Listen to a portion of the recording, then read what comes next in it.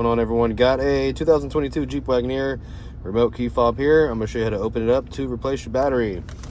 All right, so the first thing you're going to want to do is remove the emergency key out of the bottom of the remote. On the left side of the remote, there's a button right here. Push that with your thumb, then you can pull out the emergency key. Now we're going to take off this back panel of the remote here, the one that says Wagoneer. I'm going to use a small flathead screwdriver. And there's a slot right here that I'm going to put the screwdriver in. Okay, it's not going to go very far in. I'm going to put it in here. I'm going to give the screwdriver a little twist, okay, and it's going to crack it open for me. All right, and then I can just pry the rest of it off. Take the cover off, and here's the battery. There's a slot right here. I'm going to need this small screwdriver to just pry the battery out. I'll show you what size it is. So the battery size is going to be a CR2450, okay? If you need one of these batteries, I'll have a link down in the description box along with the size. But we're going to stick it in the bottom part first. Okay.